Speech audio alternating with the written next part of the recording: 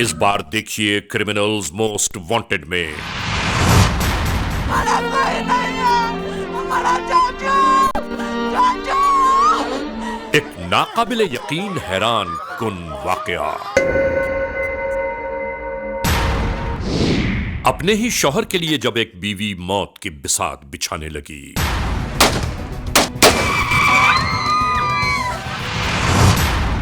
सियालकोट में आश्कार होने वाली एक नई हकीकत जानिए। लोगों को शहर में फायर लग रहे हैं, मुल्जिमान दंदनाते हुए फरार हो रहे हैं।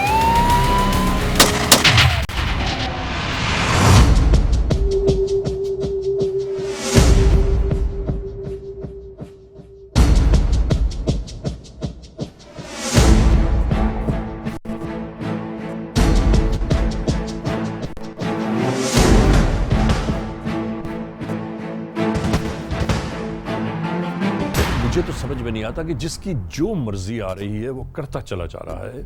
इन सारी चीजों को बहुत सख्ती से रोकने की जरूरत है। जुर्म की तारीख रविश पर दौड़ते हुए मुजरिमों की तलाश में क्रिमिनल्स मोस्ट वांटेड। कानून के निगहबानों और जराइम पेशा अफराद की कशमकश के दरमियान रिकॉर्ड किए हुए प्रोग्राम क्रिमिनल्स मोस्ट वांटेड। नाजरीन, क्रिमिनल्स मोस्ट वांटेड के हर एपिसोड में हम हमेशा यही तो कहते हैं कि हम इंसाफ और कानून की बालादस्ती चाहते हैं और सरकूबी चाहते हैं उन मुल्क दुश्मन अनासिर की कि कानून जिनके लिए महज एक मजाक है। इंसाफ और कानून की यही सरबुलंदी हमारे इस प्रोग्राम का मरकजी ख्याल है कि जिसका नाम है क्रिमिनल्स मोस्ट वांटेड। तो आइए, हमेशा ही की तरह सबसे पहले हम आप सबको ले जा रहे हैं अपने क्राइम स्टेटमेंट बोर्ड की जानिब के जहां आप देखते हैं कि इस हफ्ते पूरे मुल्क में सरजद होने वाले जराइम की आदाद और शुमार क्या रहे। सिटीजन पुलिस लजान कमेटी यानी CPLC और हमारी यकजा की गई तफसीलात के नाते इस हफ्ते पूरे मुल्क में सरजद होने वाले जराइम की आदाद और शुमार। व्हीकल थेफ्ट के नाते कार मोटरसाइकिल्स के चोरी या छीन लिए जाने के वाकयात इस बार हुए 71। स्ट्रीट क्राइम के नाते जो अवाम अक्सर महरूम हो जाते हैं अपने कैश, ज्वेलरी, लैपटॉप या खास तौर पर अपने सेलुलर फोन से, ये मामलात रहे 186। किडनैपिंग फॉर रैंसम यानी अगवा बराए तावान में इस बार मंजर-ए-आम पर आने वाले केसेस हैं 2। चोरी, डिकोइटी या रॉबरी में लिखे गए केसेस पूरे मुल्क से यकजा किए गए आदाद शुमार के नाते ये तफसीलात हैं 1491। नाजरीन, आपने देखा सिटीजन पुलिस लजान कमेटी यानी CPLC और हमारी यकजा की गई तफसीलात के नाते इस हफ्ते पूरे मुल्क में सरजद होने वाले जराइम के आदाद और शुमार क्या रहे। और अब हम आप तमाम दोस्तों को ले जा रहे हैं उस मोड़ की जानिब के जहां हम आपके लिए लेकर आते हैं नई case file. Criminals most wanted case episode में नाजरीन आज हम आप तमाम दोस्तों की तवज्जो चाहते हैं सियालकोट की जानिब। नाजरीन, सियालकोट में सरजद होने वाला जुर्म का एक अजीब और गरीब वाकया कि जिसे देखकर और सुनकर अक्ल महवे हैरत रह गई कि आज के इस मुआशरे में बसने वाले लोग किस नहज तक जा पहुंचे हैं, किस मोड़ पर जाना चाहते हैं। और फिर मैं आपको एक बात जरूर बताना चाहता हूं नाजरीन कि एक हंसता मुस्कुराता घराना जिसे अपने ही हाथों सुलगती हुई आतिश के हवाले कर दिया गया, और ये सब कैसे हुआ, इन तमाम मामलात के पीछे कौन से हालात, वाकयात, मुहर्रिकात पिन्हा हैं, ये सब कुछ हम मुकम्मल तौर पर criminals most wanted case episode में आपके लिए पेश कर रहे हैं। तो मुलाहिजा कीजिए आज के जुर्म की दास्तान।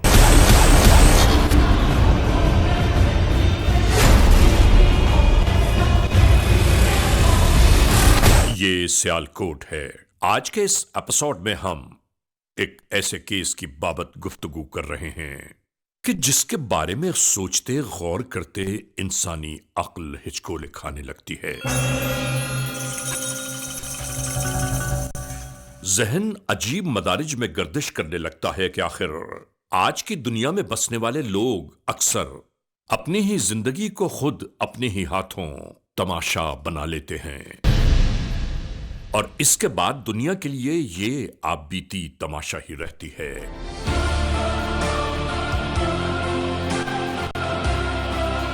ऐसा ही एक वाकया हकीकत और सच्चाई की राहों से हम तक पहुंचा और आज के इस प्रोग्राम का हिस्सा बना दिया गया।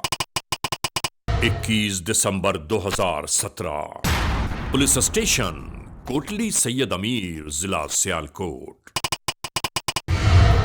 FIR नंबर 214/17, बजुर्म जेर दफा 324/34, जिसके नाते ये तहरीर ज़ाबिता कानून में लाई गई। बाद अज़ां बसूरत ज़िमनी जुर्म तरमीम 302 और 109 का इजाफा किया गया। ये हालात और वाकयात क्या हैं, हम आपको बताते चलें। मुलजमान ने बहुत ज्यादती की है, इनको इंसाफ मिलना चाहिए। मैं कहा जेड़े शैलर ते साडे भरा नु गोलियां मार गए उसे शैलर तेनू वजन। मुल्ज़म जफर ने बड़ी प्लानिंग मारिया। शहबाज के बारे में मैं जानता हूँ, इंतहाई शरीफ आदमी था, ना किसी से दुश्मनी ना किसी से बैर था। उसने इंतहाई गुर्बत के दिन गुजारे थे। 10 से 12 दिन उसको आए सऊदीया से पाकिस्तान आया था वो। अच्छा खा लिया पहन लिया, तो इसलिए वहाँ के लोग तो समझते हैं कि ये वहाँ जाके कुर्सी पे बैठा रहता है, कोई काम नहीं करता, इस पैसे इतने कमा के लेता, बस यही सोचते हैं। तो लेकिन यहाँ पे मजदूरी, जो इतने पढ़े लिखे लोग हैं वहाँ पे उनके लिए पास नौकरियाँ नहीं हैं, यहाँ आके मजदूरी कर रहे हैं, रोते हैं, साथ साथ काम करते हैं। तो मैं इतना पढ़ा हूँ, मैं मतलब कि इधर आके ये देखो मजदूरी कर रहा हूँ। इधर तो नहीं करेंगे तो ऊपर कर्जा बढ़ता जाएगा, मजदूरी तो लाजमी करनी है। इधर ये तो नहीं पाकिस्तान की तरह एक कमा रहे हैं तो 5 खा रहे हैं, फिर भी गुजारा हो रहा है। तमाम जिंदगी खुशहाली में गुजर सके, और यही हर एक का मतमय नजर होता है। इतनी मशक्कतों के बाद जब पाकिस्तान आने वाले किसी शख्स के साथ ऐसा खिलवाड़ किया जाए, और वो भी अपनों ही के हाथों, तो ऐसे रिश्ते खुद ब खुद अपनी ही मौत आप मर जाते हैं। हम बिल्कुल वैसा ही आप तक पहुंचा रहे हैं कि जो कुछ यहां हुआ। ये घर शहबाज नामी शख्स का है, और यूं शहबाज के बीवी बच्चे चैन सुकून की जिंदगी बसर कर रहे हैं।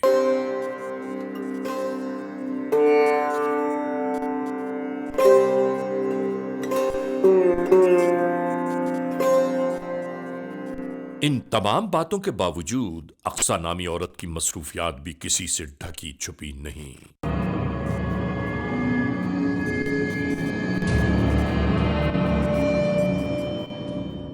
ये मासूम बच्चे इसी तरह खेलकूद में मुनहमिक रहते और अक्सा अपने खेल में मसरूफ।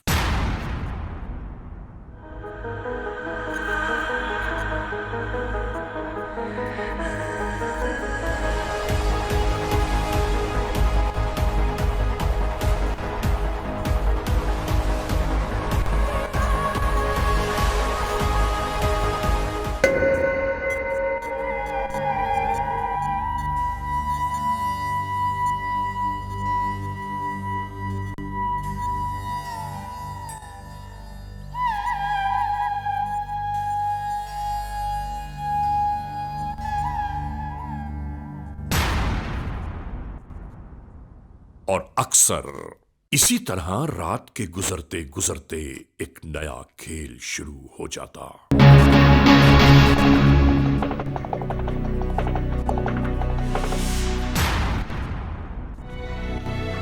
और इस औरत की जिंदगी नहीं मालूम कब से इस दोराहे पर गामसन है। इतनी देर क्यों लगाई? टाइम लग गया, रास्ते से खलोता सारा। और फिर खुदा ऐसे मामलात जिंदगी से हमेशा महफूज रखे कि ये अमल और किरदार अक्सर लोगों को तबाही और बर्बादियों के दाहने तक पहुंचा देता है। और अपने चैन सुकून को ये औरत खुद ही जैसे आंधियों और तूफानों के हवाले करने पर आमादा है।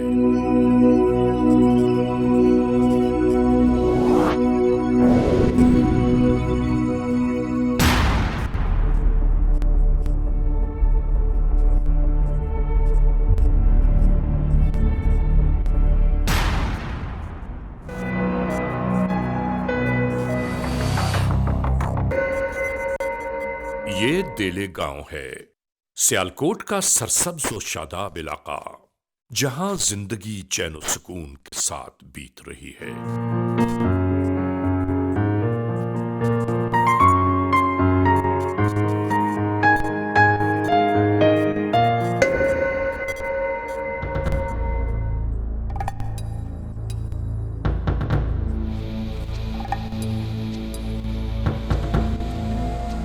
इन लोगों से नहीं मालूम इसकी शनासाई कब से जारी और सारी है, मगर याद रखने की बात है कि ये खातून अक्सा अपने 2 बच्चों की मौजूदगी के बावजूद जिस डगर पर गामसन है, ये रास्ते जिंदगी की सुलगती आतिश के अलाव में जाकर ही खत्म होते हैं, जहां सब कुछ जल कर राख हो जाता है। नहीं मैं तेरे नाल लगा करांगी, जिथे भी कहेंगे मैं तेरे नाल जागी, जड़ा भी पैसा मैं तेरे तो ला। यहां ऐसा महसूस हो रहा था कि जैसे जानते बूझते हुए ये अपने आशियाने को भड़कती हुई आतिश के सुपुर्द कर देना चाहती है। और अब इसे सबसे बड़ी परेशानी लाहक ये है कि इसका शौहर शहबाज सऊदी अरब से तमाम तर मामलात जिंदगी को लपेट कर हमेशा के लिए अपने वतन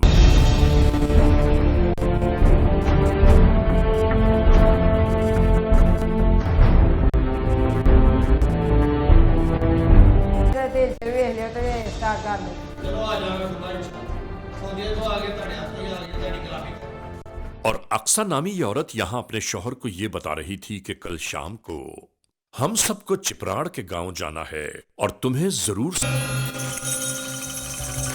हेलो, हाँ जी, आ रहे हैं। नाजरीन, एक शाम सब कुछ इसी तरह बीत रहा था।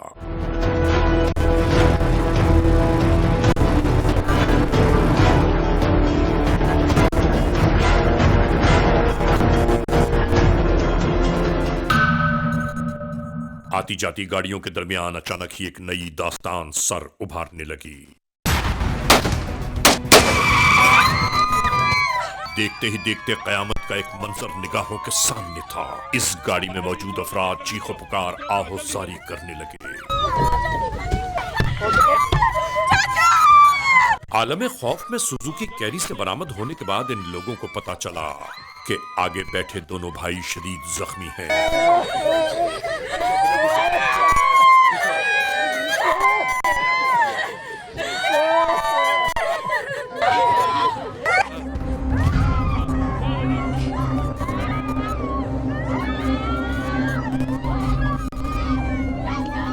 चलती हुई ट्रैफिक रुक गई। मुतासिरीन मदद के लिए फरियादें करने लगे और नाजरीन, इस मुआरके में वो सब कुछ हो गया जो नहीं होना चाहिए था, जिसकी तैयारियां किसी गैर की नहीं बल्कि अपनों ही की मरहून मिन्नत हैं।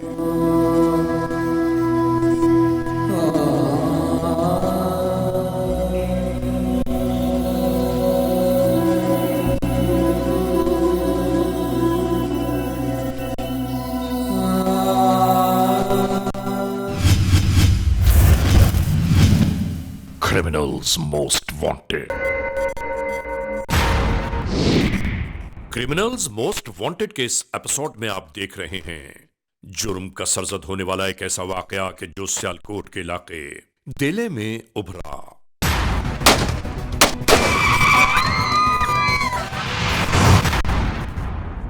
बिल्कुल यूं ही इन जख्मियों को फौरी तौर पर अस्पताल की जानिब रवाना कर दिया।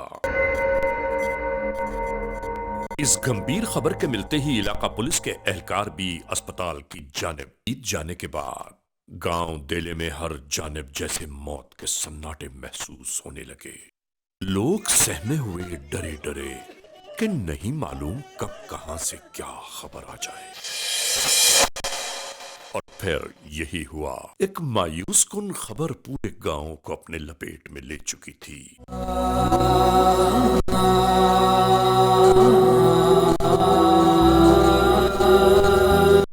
कि मुराद का छोटा भाई अक्सा का शौहर कारी जख्मों की ताप न लाते हुए इस दुनिया से कूच कर गया।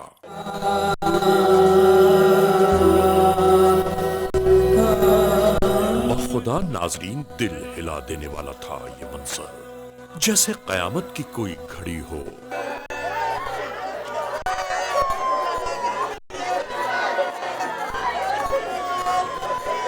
अजियतनाक मौत का शिकार बना दिए जाने वाले मकतूल की लाश इसी घर की जानिब लाई जाने लगी।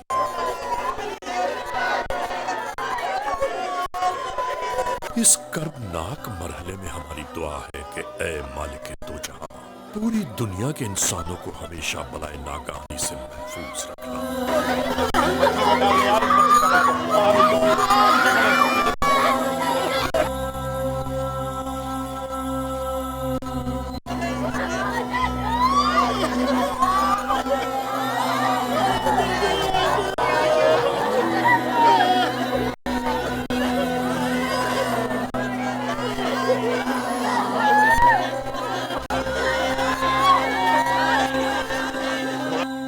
और फिर अहले खाना अहले गांव सभी आहों और आंसुओं की तस्वीर नजर आने लगे।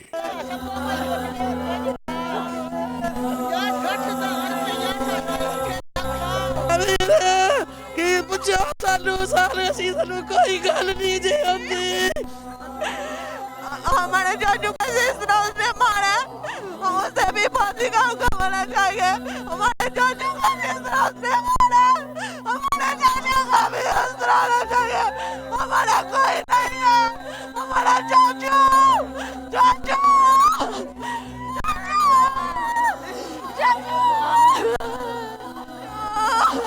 चाचू का जिस तरह मारा हमें सब चाहिए।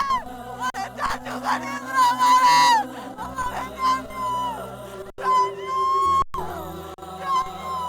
हमारे ਸਾਡੇ ਨੂੰ ਗੋਲੀਆਂ ਮਾਰ ਕੇ ਸੈਲਰ ਦੇ ਉੱਥੇ ਉਹਨੂੰ ਗੋਲੀਆਂ ਵੱਜਣੀਆਂ ਚਾਹੀਏ। ਮੇਰੇ ਤੋਂ ਮੈਂ ਕੱਲ ਆਖਿਆ ਸੀ ਮੇਰੇ ਵੀਰ ਦਾ ਤਾਂ ਲੱਛਣੀ ਹੈ ਸਾਡੀ ਗੱਲ ਨੂੰ ਕਾਤਲੀ ਨੂੰ ਗੋਲੀ ਵੱਜੇ ਤਰਮਾਂ ਨੂੰ, ਇੱਕ ਨੂੰ ਨਹੀਂ ਤਰਮਾਂ ਨੂੰ ਵੱਜੇ ਗੋਲੀ। ਮੈਂ ਉਹ ਥਾਂ ਵੀ ਮੇਰਾ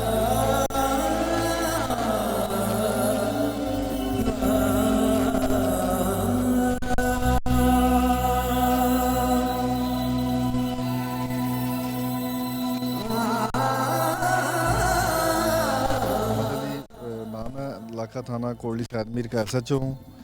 ये जो वकूआ हुआ है शहबाज मकतूल जो है ये ज़ख्मी हालत में इसको हॉस्पिटलाइज करवाया गया। ये 3 दिन ज़ख्मी रहा, उसके बाद ये एक्सपायर हो गया ज़ख्मी हालत में। इसका पोस्टमार्टम करवा लिया। इंशाल्लाह जो मुल्ज़मान हैं इनको कैफ़रे किरदार तक पहुँचाएँगे इंशाल्लाह हर सूरत में। ये जो जुल्म है ये बहुत बड़ा जुल्म हुआ है। ये मुल्ज़मान को इंशाल्लाह कैफ़रे किरदार तक पहुँचा के दम लेंगे।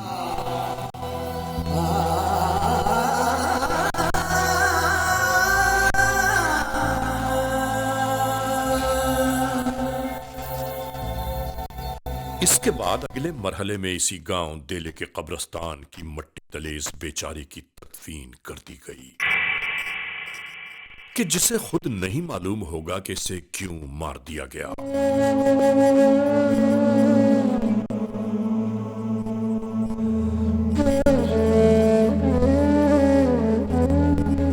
या इस बेचारे के कत्ल के पीछे किसकी साजिश कामयाब हो गई। बाद अपने पराए सब यूं ही अपनी अपनी जिम्मेदारियां पूरी करते हुए यूं ही रवाना हो गए। Criminals most wanted.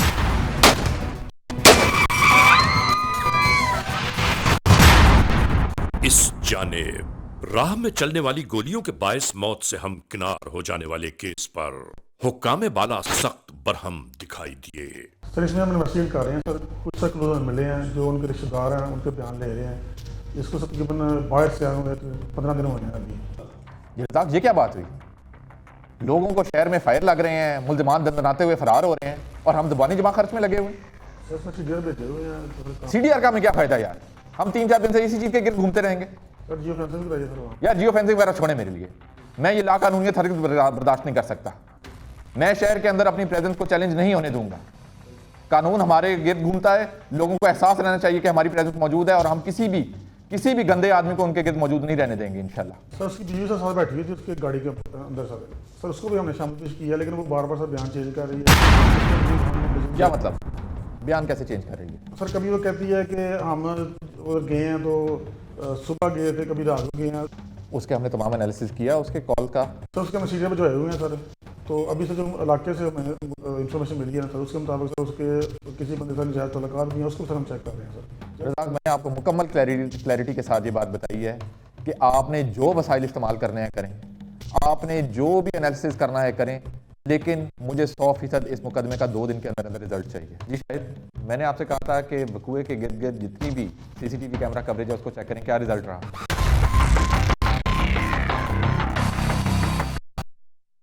मैंने जितनी हदायत आज आपको दी हैं, इसकी फॉलोअप मीटिंग मैं 2 दिन बाद आपके थाने में आके ही करूँगा। उस वक्त तक आपने अपनी मेहनत और अल्लाह के फजल से इंशाल्लाह 100% कामयाबी हासिल करनी है। आप लोग जा सकते हैं। नाजरीन, दौरान मीटिंग फरार हो जाने वाले जराइम पेशा नासिर की फौरी तौर पर गिरफ्तारी का टास्क सौंप दिया गया।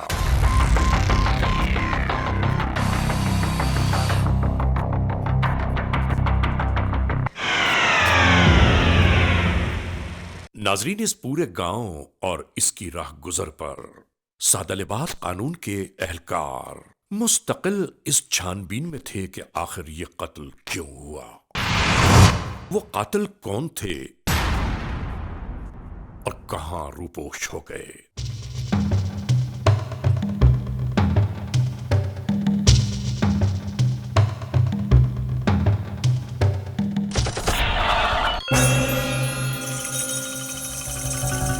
इंशाल्लाह जल्दी इनको राउंड अप करेंगे। शाहिद, अभी आप जाएं और अपनी अपनी टीमों के साथ मिलके पूरे जज्बे के साथ वर्क करें, काम करें और 24 घंटे के अंदर अंदर कातिल का सुराग लगाएं। जी राइट। मुझे उम्मीद है कि आप कामयाब होंगे इंशाल्लाह। जी राइट। और आखिरकार छानबीन का नतीजा ये बरामद हुआ कि वो राहें मुतय्यन हो गईं कि जहां से जुर्म शुरू हुआ।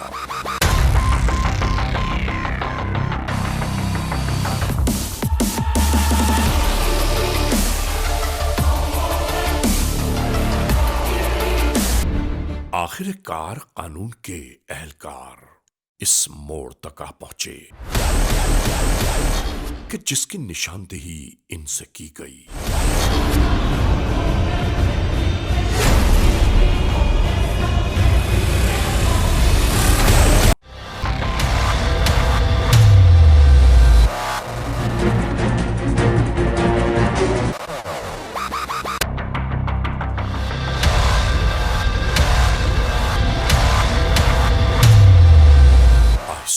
आहिस्ता धीरे धीरे इसी तरह ये एहलकार फैलना शुरू हो गए। और नाजरीन, इसके बाद क्या हुआ ये सब कुछ हम आपको दिखा रहे हैं।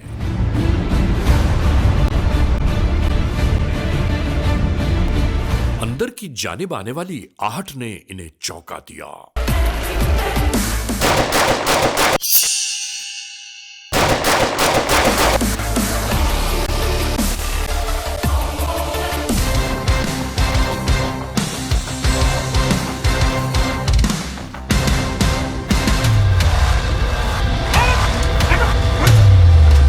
और यहां से इन दोनों को इसी तरह हिरासत में ले लिया गया। नाजरीन, जामा तलाशी के दरमियान जो इब्तिदाई मालूमात हासिल की गईं, वो हर एक के लिए हैरान कुन थीं।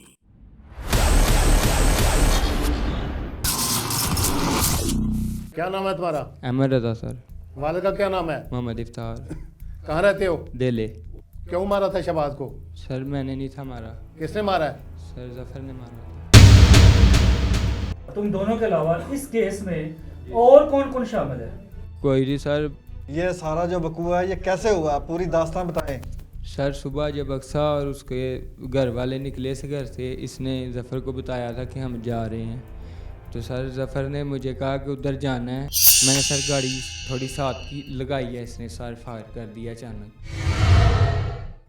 ठीक है सर, फिर मैंने गाड़ी भगाई है। मुझे कहता है गाड़ी नहीं रोकना, गाड़ी नहीं रोकना। तुमने गाड़ी क्यों भगाई फिर? सर अगर तुम मुलव्वस नहीं हो, तुमने गाड़ी क्यों भगाई? सर इसने बोला था कि गाड़ी नहीं कहीं खड़ी। तेरे सामने कत्ल हो गया, तेरे हाथ नहीं काम।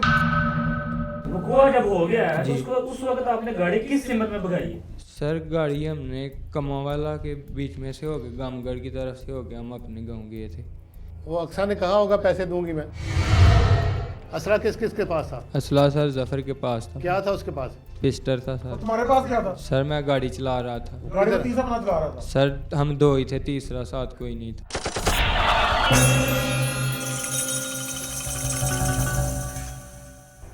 क्या नाम है तुम्हारा? जफर बास। वाला का नाम क्या है? मोहम्मद शरीफ। कहाँ रहते हो? दहेले सर। तो क्यों कत्ल किया शहबाज को?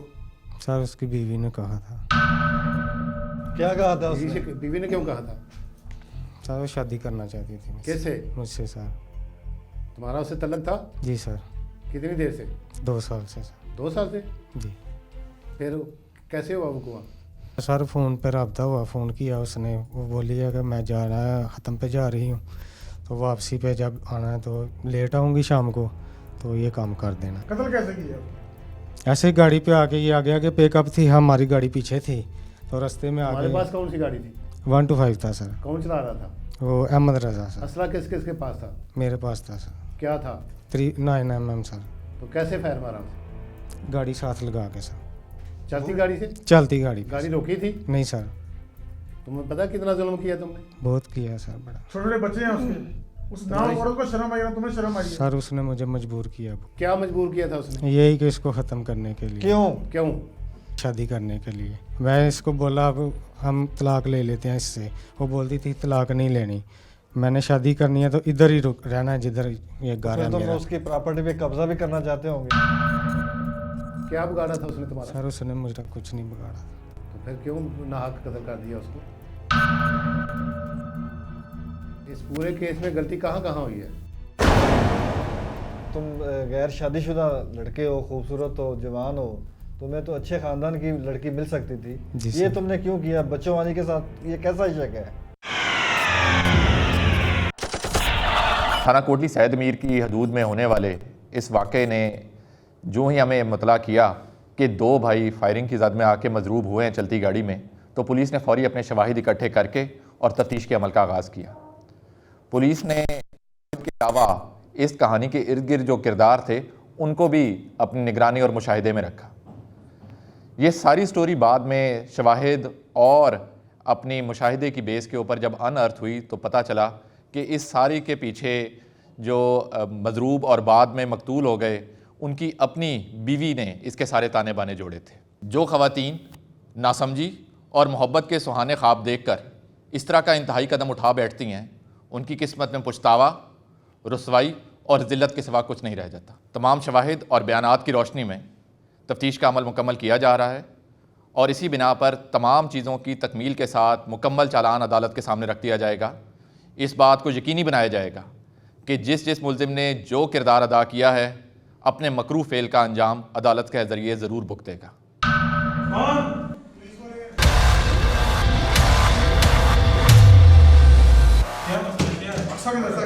अक्सा नहीं है इधर अक्सा बुलाओ अक्सा नहीं इधर नहीं है इधर अक्सा नीचे आओ जल्दी वो आ गई अक्सा इधर आओ नीचे। तुम्हारा शोर कत्ल हुआ है ना, उसके बारे में तो बात कर जल्दी।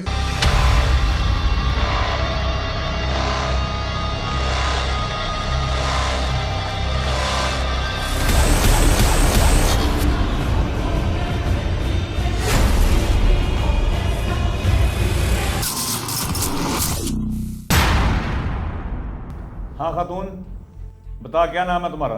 शोहर भी मेरा मारा गया है और मेरे नाम से आपको क्या है? कातल ढूंढने के लिए तुम्हें बुलाया बीबी। क्या नाम है तुम्हारा? मेरा नाम अक्सा है। कितने बच्चे हैं तुम्हारे? 2। कौन कौन से? एक सुबान और एक फातिमा। ये शोहर तुम्हारा कैसे कत्ल हुआ है? मुझे क्या पता। सऊदी अरब में तुम्हारा शोहर कितनी देर से था? 17 साल से। पैसे भेजता था? हाँ। कोई नाराजगी तो नहीं थी अपने शोहर से? नहीं। तुम्हें परेशान तो नहीं करता था? नहीं। कत्ल कैसे हो गया वो? मुझे क्या पता साहब। लोग तो कह रहे हैं कि कत्ल में तुम्हारा भी हाथ है। मैं उसकी बीवी हूँ, मैं उसकी कातिल थोड़ी हूँ। बीबी कैसे कत्ल हुआ तुम्हारा शोहर? मुझे समझ में नहीं आ रहा, मुझसे सवाल क्यों कर रहे हैं? हाँ भाई, क्या कहते हो तुम लोग? सर सारे शवाहद जो है एविडेंसेस इसके खिलाफ जाते हैं सर। सर मैंने भी इसको खुफिया तरीके से पता करवाया है और मुख्तलिफ लोगों से जो है वो इंटरव्यू किए हैं खुफिया तरीके से, तो सारी डायरेक्शन जो है वो इसकी तरफ जा रही है। मैं पूछना चाहती हूँ कि मुझे क्यों इस तरह किया गया कि मेरे बच्चे भी यतीम हो गए, मेरा हावन भी मारा गया। ये जफर कौन है? मैंने पूछा जफर कौन है? मैं नहीं जानती। बीबी सारी बात का पता चल गया, पूरे गांव ने हमें बता दिया, आप अपने मुंह से बताएं। जिस दिन तुम कुल शरीफ से वापस आ रही थी वहां से चलते हुए तुमने किसको मिस कॉल की थी? मैंने क्या पूछा, जवाब दो। मैंने क्या पूछा बीबी तुमसे? जवाब दो। मुझे नहीं पता। मेरी बहन, मेरी बेटी, जो हम पूछ रहे हैं वो बता दो। क्या पूछ रहे हैं आप? कौन है तुम्हारे शोहर का कातिल? हाँ बताओ, बोलो। मैं नहीं जानती। बीबी जानती तो तुम वो सब हो जो हम जानते हैं। हम तुम्हारे मुंह से सुनना चाहते हैं, क्या हुआ था, पूरी बात बताओ। सर वो एक रात मेरे घर आया था और वो मेरे घर आकर बोल रहा था कि तुम्हारा शोहर को वापस कब जाएगा। मैंने उससे कहा था कि वो मेरा शोहर वापस नहीं जाएगा, वो इधर ही पाकिस्तान ही रहेगा। तो उसको बहुत गुस्सा आया था, तो उसने कहा था मैं तुम्हारे शोहर को मार दूंगा। शायद उसने मार दिया होगा। लानत तेरी शक्ल पे, अपने बच्चों को अपने हाथों से यतीम कराया। नाजरीन, आखिर में हम ये बात जरूर कहना चाहते हैं, खास तौर पर उन लोगों से कि जो अपने सच्चे रिश्तों को पामाल करके खुशियों के मुतलाशी हैं। याद रखिए, ये तलाश तबाहियों और बर्बादियों की अताह गहराइयों तक ले जाती है और वहां भी कुछ हाथ नहीं आता सिवाय निदामत, शर्मिंदगी और रुसवाइयों के। बीबी हमसे क्या माफी मांगती हो? मरने वाले के वालिद से माफी मांगो, उसके बच्चों से माफी मांगो, उसके भाइयों से माफी मांगो, उसके खानदान वालों से माफी मांगो और अल्लाह से माफी मांगो। अब ये फैसला तो अदालत ही करेगी। ले जाओ इसको।